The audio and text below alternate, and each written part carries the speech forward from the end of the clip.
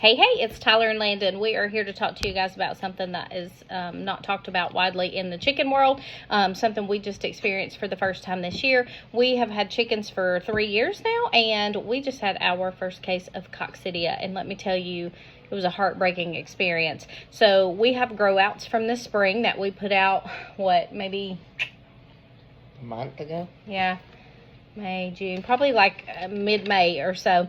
And around the 1st of June, we noticed that we had some droopy chickens. And I was like, do they look sick? They don't look normal. I feel like they're kind of, I don't know, they look a little hunched over. So I started looking. So you can pull up pictures of chickens with Coccidia, and they all have this kind of basic look to them where they're kind of hunched over instead of standing like a normal chicken. Their backs are kind of arched, and they're kind of, kind of droopy looking, and like their feathers are all puffed up, and they're just lethargic, meaning they're not acting like they normally do.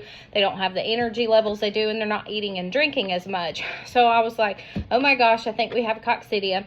So we started a treatment plan. I have read from lots of other breeders not to give Corid. This is Corid, it's Amprolium. But not to give it to silkies because it really depletes their nutrients from their body, and so a lot of times they will end up with wryneck. And if you've ever dealt with wryneck, you know that that is also very hard to treat. We've only had wryneck twice. Those were this spring as well, and both those babies died on us despite that fact that we were trying to medicate them with everything we could. So Corid in use in silkies is not recommended from all the breeders that I follow. So I had actually heard from another breeder, I think it was Happy Peeps and Sheep, earlier this spring about endocox. She had posted about it. I think she has a liquid and also charcoal for preventative measures for Coccidia. So I went ahead and ordered it at that time just to have it on standby, and thank God I did, because I'll tell you, by the time you notice your chickens are sick, or your chicks are sick with Coccidia, it's too late, because they die very quickly. So we started endocox. The recommended treatment on it is a teaspoon per gallon. I've also heard 2 teaspoons for 3 days. I've heard people say do 2 days and then 5 days off and then 2 days again. Unfortunately, we did not pay attention to the instructions, and I will forever carry guilt around with me about this. We did not do the repeat treatment. This package says repeat after 6 days if necessary. Well, maybe I won't hold guilt because we did not repeat it. However, our chickens got sick again. So we have these babies in brand new coops. We dreamed of making new coops last year. We wanted to add several more coops. We wanted to be able to separate all our breeds, our Americanas, as well as our silkies by colors, so that we could have each color in a pen, so we could have true breeding. And we finally got it all done. We worked really hard through April and May, I think, probably right about the middle of May when we put these chicks out. We finished everything up, brand new coops, brand new ground that had been, we'd used a bobcat to clean it and clear it, and brand new shavings. And we put these chicks in there, and within 2 weeks they were sick. And so we had 2 different pens. We had some layer breeds in a pen, and we had some silkies in a pen, and they all got sick. So we started endocox around, I think, the 4th of June. We lost, 3 chicks? I think we lost 3 chicks to begin with. I think we lost 1 silky and 2 layer breeds. And I was heartbroken because they were so sick and there was just nothing we could do. I was syringe feeding them water with medicine. We were hand feeding them, but they're so lethargic. Another chick could just walk up and bump into them, and they would literally just fall over and lay there. And they dropped weight so fast. Like, you pick them up and they feel like feathers and nothing else. They were so malnourished, and it was just heartbreaking. So we did 5 days, right? Or 3? 3 the first time. I think we did 3 days. 3 days of treatment the first time. Everybody got better. We lost 3 chicks, and we were like, thank God it wasn't any worse. My sister lost 40 chicks last year somehow. So we stripped everybody's coops out. We put shavings in, and everybody was good, and we thought we were good. And 10 days later, we had another sick bird. This time, the bird we noticed was standing with like 1 foot out and one kind of tucked under it. So we immediately thought, oh my God, what if it's not Coccidia? What if it's Merrick's? And so we culled that bird, like, immediately, like, no question, because I could not have it going through all my flocks. I have so many birds, and I have spent a fortune on getting really nice birds, especially my silky pens this year. Last year I spent a lot of money getting my breeders going, and this year we spent a lot of money on silkies. So we culled the bird, and I hoped we were good. And the next day we had another very sick bird. Very droopy, hunched over, not eating, not drinking, just couldn't hardly stand up. Same thing again. So I was like, oh my gosh, what's going on? We started treatment again with the endocox, and we had 2 birds that were really bad. Both died by the next day. The next day I had another bird that was bad. These were my silkies, my really pretty silkies, and I'm heartbroken over them. Anyways, we lost several birds. I ended up going to the vet because I didn't know what else to do, because every day I would notice another sick bird, and within 3 days time that bird was dead, despite the fact that we were syringing them water and medicine. And I will tell you, we did our own necropsies on them, which is an autopsy for a chicken, if you don't know. I'm a nurse. My son's very smart, into science, biology, probably going to med school. And we've also raised meat birds, and we've slaughtered them so that we can raise our own meat at home, which was a really cool experience last year. It was the first time we had done it, but it was a really good biology experience because you got to see all the organs and the intestines and all the parts on the chicken, and it was very educational for him. So we decided to do our own necropsy and see if we could. I wanted to confirm whether it was Coccidia or not, basically, because I've read up on it, and, you know, they bleed in their intestines. They have petechiae, which is like bruising on the skin, kind of like a hickey on their intestines. So we cut a chicken open, and the chicken had blood in its intestines, like blood and poop mixed up. It had areas that were mostly just blood, and then it had an area that was just nothing but coagulated or clotted blood. Just thick, huge clots. I mean, the whole intestine, like nothing was moving past it. Warning, I'm going to add the video in here for our necropsy so I can show you what the intestine contents look like. If you don't like gross stuff, please skip past this. So here you can see this is the first incision we made into the intestines, the large intestines here, and you can see it's got poop in it, but also has a good bit of blood mixed up in it.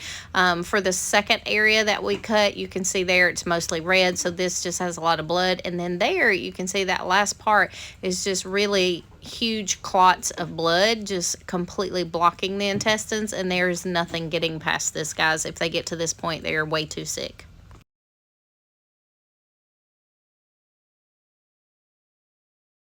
And if a bird gets to that point, I'm going to tell you, if they're still alive, they're not going to be alive very long. They can't live like that.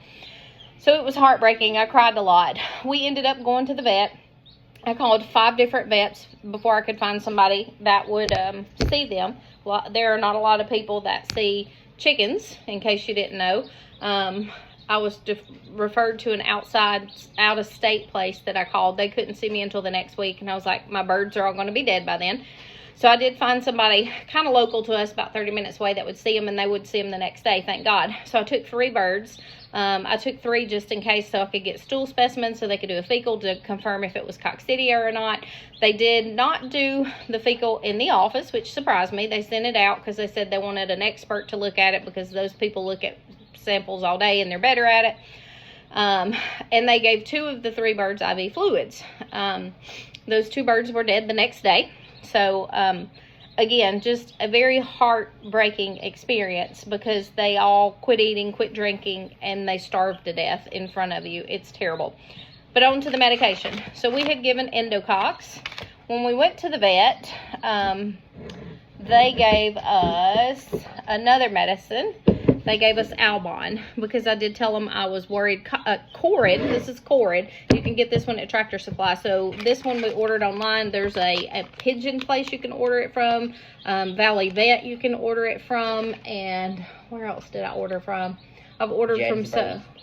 Huh? Jed's Bird Supply, I think, has it. I've ordered so many things from so many places, just trying to get it to keep it on hand. But anyway, several places online, if you look at it. Comes in 2 forms. You can get powder that you mix a teaspoon in, or you can also get a liquid. I would have to, it says 4 cc's per gallon. So either or. They're sold out a lot on the liquid. Whatever you can get. I recommend, if you haven't had Coccidia yet, order this stuff and keep it on hand, because we will be doing it preventative every month now. So when I went to this one again, you can get it at Tractor Supply. You can order it online. Not recommended for silky or bantam breeds, because it will give them, they will end up with wry neck, and that's a whole different problem. So the vet gave us Albon. I think you have to have a prescription for this, if I'm not mistaken, because I think when I looked online, it wouldn't let me order it without a prescription. So this one you got to go to your vet for. But they gave us this medicine in the office to start that day, which we did. We started everybody on it when we got home. We still lost 2 birds the next day, 2 of the 3 that I had taken to the vet. One of them was an Americana and one of them was a showgirl Silky. Broke my heart. Anyways, we started this one. And then we also have charcoal.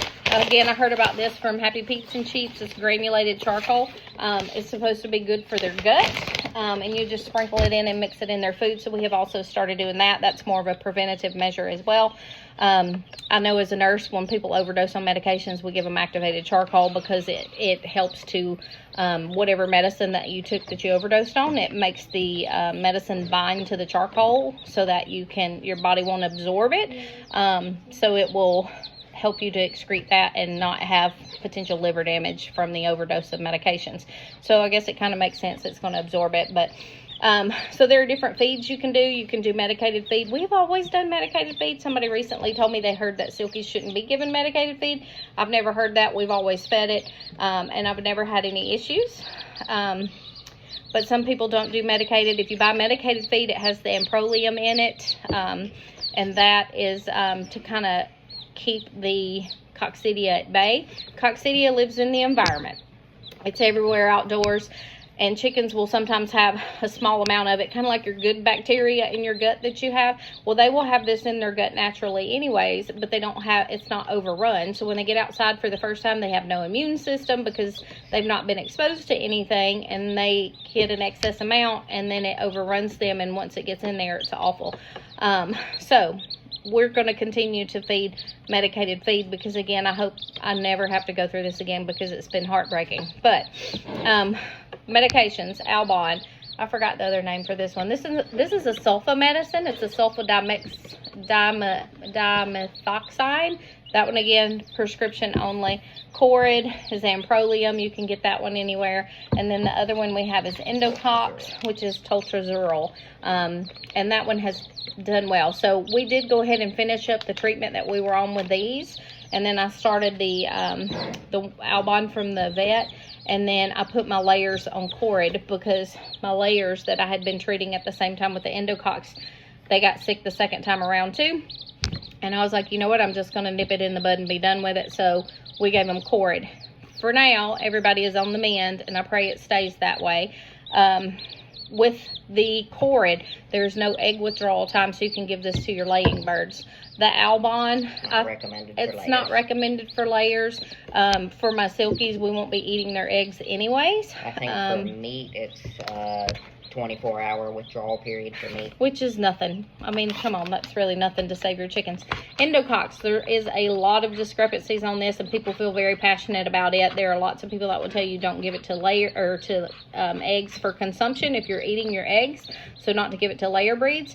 However, I read multiple articles about it. There are differing times. Some say a couple days, some say a couple weeks. The longest one I found was 42 days. And it said after that it should be out of their system. So giving these to our layers, they are our birds. They will stay with us. And they were all 2 months old, 12 weeks old, something like that, 10 to 12 weeks old when they got sick. So they won't be laying for a long time. So I'm not really worried about it. You can judge me if you want, but I was more concerned about saving my whole flock of birds. So this we will be giving to Silkies from here on out unless it doesn't take care of it. Then we'll go to the vet and get Albon. There are different strains of Coccidia, and not every medicine treats every strain, so it is a good idea to do a fecal. Now, if you have a microscope, you can use a microscope and put some poo on a slide and look at it that way and try to diagnose it. We did try to do this. We have we homeschool, so we have a microscope here, and we did try to look at it, but we did not have the correct zoom on it. So we only had so many that we could do on ours, and it wasn't the appropriate amount. So we could see what we were pretty sure was Coccidia, but not 100%. We did have it confirmed from the vet. Also, I took a bird to the state. So I don't know about other states, but in Georgia, we have a Georgia poultry lab. You can take a bird there anytime, and they'll do a necropsy on it for free. They emailed me by the end of the day and said, no, I think it was the next day, and said that just on visual inspection, there were Coccidia lesions all throughout the intestines. The other thing I was going to say is when we did our own necropsies here, 2 of the 3 birds, 2 silkies, not a layer, that we did them on had liver lesions. So, and I don't know what's up with that. I did do some reading on it, and I did read that it can have involvement in other organs if it's so bad. And honestly, I think that's what it is. But 2 silkies that we did a necropsy on had lesions on the liver in addition to all the blood in their intestines. So they were very, very sick birds, and there is no amount of medication that we could have given them that would save them. So my advice to you is do everything you can not to get it. Environmentally, you need to make sure you are wearing clean shoes when you go in and out of your coops and in and out of different coops. We have a pan at our doors now with bleach in it that we are stepping in every time we go in and out of one coop before we go into another one to make sure that hopefully it's killing anything that's on our shoes. In addition to that, we stripped the coops out where those birds were that were so sick. We stripped them out and we sprayed with ammonia. Do you remember what the ratio was? Was it like 1 to 10? Yeah, 1 to 9 maybe. Anyways, 1 to 10, whatever. I don't care. Put more ammonia in it. My theory is kill all the freaking Coccidia. So ammonia and water, you can Google it. We put in a sprayer and sprayed the ground. It's supposed to kill it. The vet did tell me it's not going to work very good on the ground because it's more for a non-porous, like a smooth surface, which obviously the ground is not. It's going to soak it up and absorb it, but we drenched it. After we did that, we came back and we actually dug, I don't know, 6 to 8 inches of dirt. These are our brand new coops that we just finished. Dug it out, removed it completely from the coops, so that now instead of having a nice level coop when we walk in, we step down 6 to 8 inches. And we just did that to try to get whatever was on the top of the ground, because obviously it was very contaminated where they pooped on it, and it was just gross, even though we stripped it. So after we did that, we came back with a blowtorch, because we saw, again, I think it was Happy Peeps and Sheeps earlier this year. She had an outbreak and she was burning the ground, because the only thing supposedly that will kill Coccidia is freezing temps and excessively high heat. So we torched the ground, and the next day we sprayed it with ammonia again, and we torched it again, and we will probably do it again, honestly, before we put chickens back in there. I have more grow outs in my garage in a brooder, and I'm so anxious about putting them out. It honestly scares me, because I, again, don't want to ever go through this again, because it was heartbreaking watching them be so sick and us doing everything we could to try to save them, and it was just futile. There was nothing we could do. But that's what we did to clean. Preventative, again, clean shoes, not contaminating and crossing your water bottles or your waterers and your feeders, making sure you don't switch from one coop to another.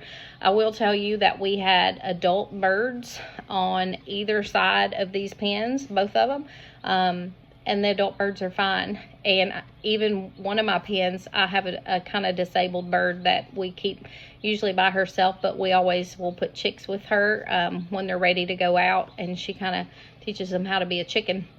She doesn't lay any eggs. She's only laid like 3 eggs in her life, and she's the sweetest hen we've ever had. She's a Buff Orpington, and I love her, but she's a little disabled, so we usually put chicks with her so she can kind of raise them, not too many. And those chickens were sick, and we lost 2 from that pen, even one that I took to the vet that got IV fluids, and another one I think the next day. And she's not been sick. She's not had a problem. We have grown Americanas on one side on either side of the other 2 pens. Didn't have a problem. Nobody's sick, thank God. Everybody's good. And so it is only affecting our chicks.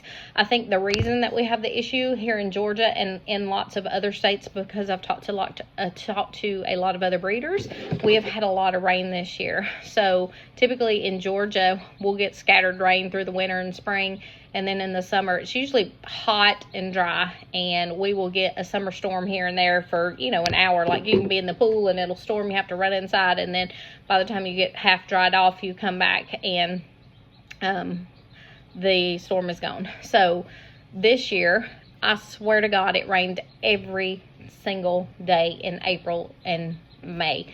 And so we have had just super wet ground that cannot dry out in between the rain, and like it smells moldy outside, like in the shady areas, and it's also been hot. It's been in the 70s, and it's the perfect environment for spores and Coccidia and different parasites and different bacteria to just thrive. And so I think that's what happened, because we have had, again, chickens for 3 years that we grow that we hatch as eggs, or we pick up like our first chickens ever from breeders and put them outside at the same time when they were 8-10 weeks old, and we've never had an issue. And we have lost 13 chickens this year, which I know it could have been a lot worse, and I'm very grateful that it's not.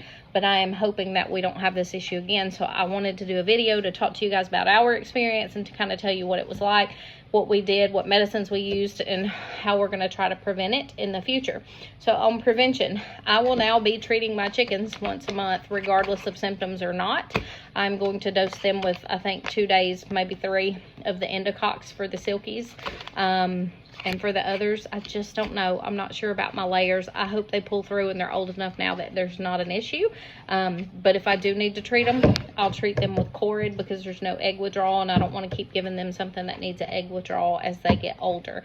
So we'll be using Endocox to treat our babies. After your treatment, you want to give them some extra nutrients, vitamins, minerals, whatever you want to call it. Because it will deplete them. It will pull everything out of them, because you're basically pulling stuff out of them that the Coccidia feed on. So you want to remove those nutrients, vitamins, minerals from the chicken's body in order for the Coccidia not to grow. And so by doing so, you remove good things that we need, right? So you have to replace that. So poultry cell is a good one for that.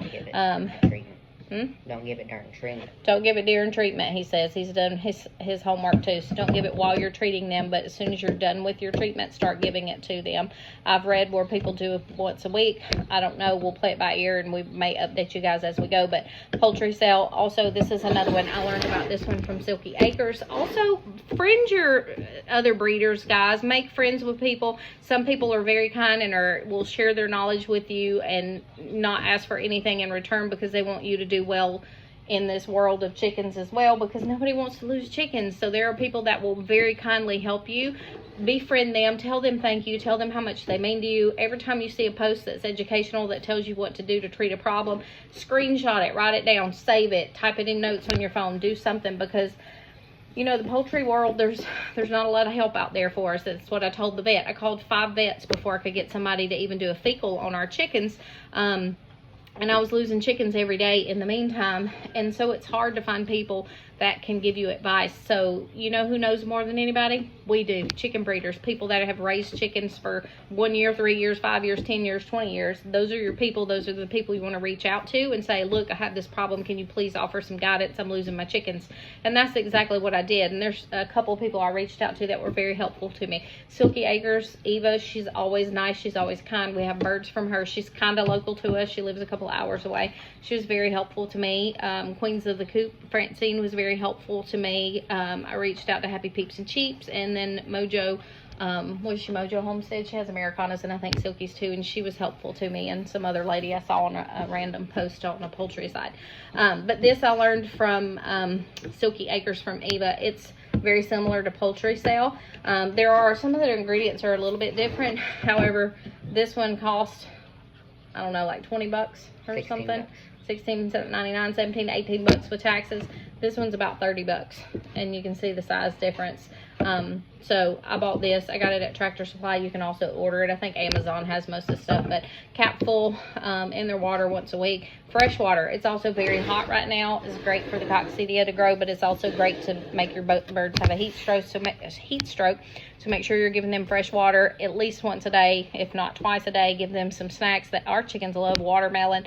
You can put some frozen vegetables in their water, ice, you know, whatever you can to keep them cool, fans. But also, even just during the summer months and the hotter months without Coccidia, make sure they're getting something extra in their water so they don't get so dehydrated and lose all their vital nutrients. I think that's it. What else?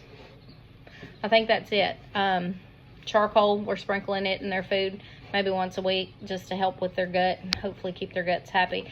I did order a try something as well. It's It's a trisulfa something. It's a sulfa drug which will treat coccidia and something else. And I did find some Amox or something, which is an antibiotic I found on one site too. A lot of these medicines you used to could get without a prescription.